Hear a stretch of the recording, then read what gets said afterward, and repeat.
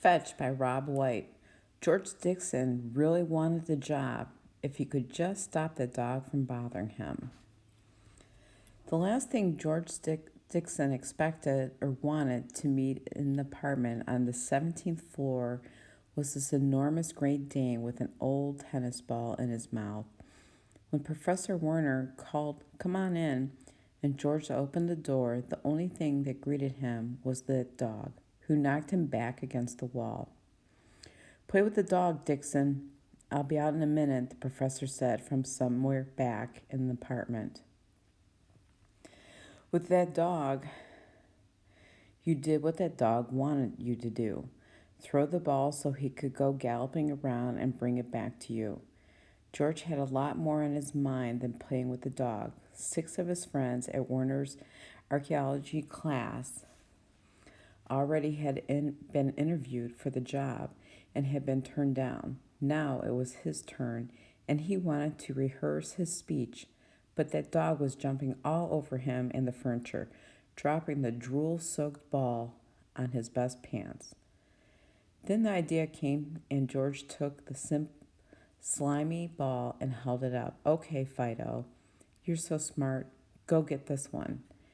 Instead of throwing the ball, George rolled it gently across the floor and with great satisfaction watched it roll under a low oriental chest placed beneath an open window. The Great Dane bounded across the room, his tail knocking the vase of flowers off the table.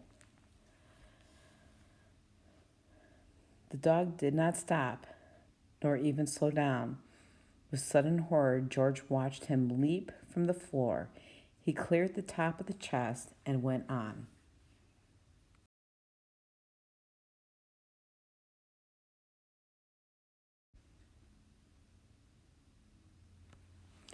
Stretched out, flying outside a gentle rain, lit by the street lights far below, the enormous dog sailed out into the rainy darkness. For what seemed a century to George, the body of the dog seemed to float in the air.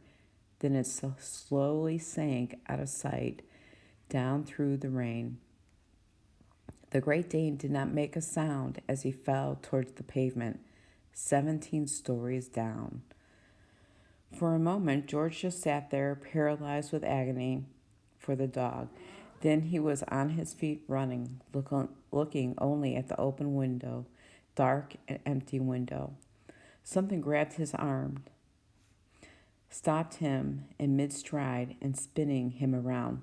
"Come on," Professor Warner said. "I'm late for an appointment, so we'll talk in the elevator." "Wait," George begged, trying to pull his arm free. "Come on," the professor ordered, yanking him to the door. "No, wait," George said, but the professor pulled him out of the room and locked the door. Without a word, Werner dragged George to the elevator, shoved him into it, and pushed the button for the lobby. It was only after the elevator began to sink that George really understood the enormity of the thing. In his mind's eye, he could still see that beautiful dog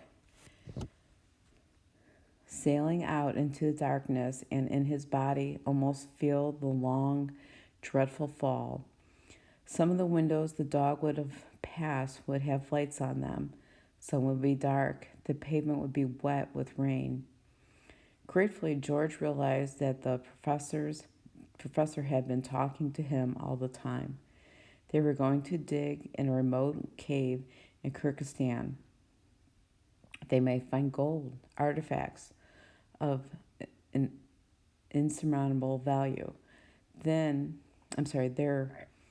artifacts might be clues to missing chapters in the history of man. George couldn't listen to him, couldn't pay attention.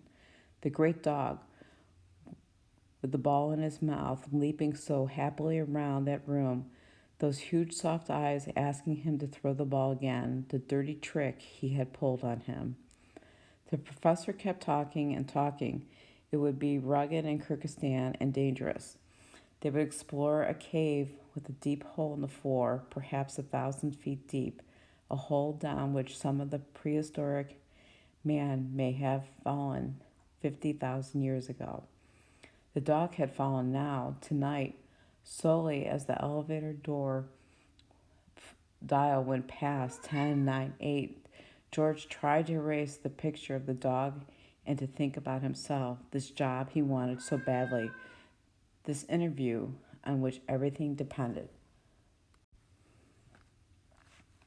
Had it been his fault?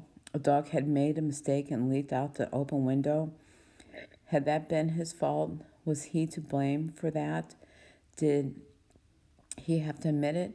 Should he lose this job because of the dog, a dead dog? George realized slowly that the professor had been asking him a direct question. The elevator dial read 3. Dixon, the professor asked again, what's your definition of courage? It took all this mental strength to force to his mind to pay attention. Courage, sir. Courage, I guess it's doing the right thing when you don't have to. Even though no one is watching, nobody saw anything. Werner laughed. That's a definition I never thought of. But it's not bad. Anyway, this expedition you and I are going on is going to take a lot of it. You and I. That's what he said, you and I. People would be standing in the rain now, looking down at the beautiful dog lying crushed on the wet pavement. The elevator stopped and the doors slid silently open.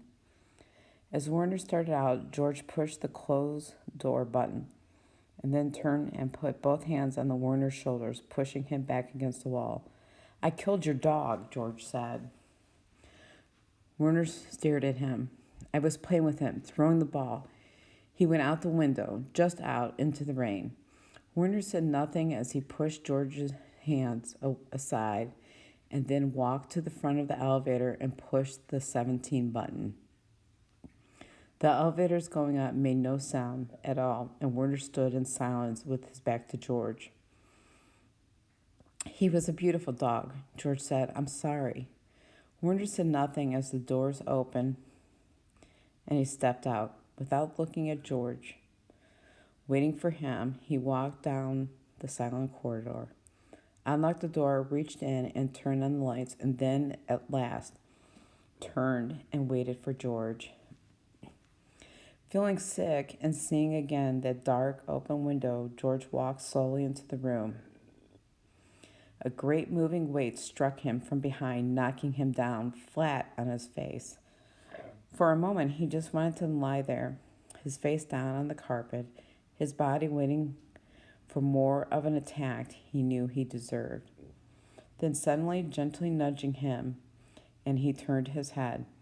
There was the Great Dane with that soggy tennis ball in his mouth, his tail flailing away, knocking things off the table. It was a mean thing to do to you, Dixon, Werner said, but I need to know what sort of man I'm taking on this dangerous expedition. George put his arms around the dog's neck and then got to his feet. There's a balcony outside that window, Werner said, smiling, and this mutt loves to show off.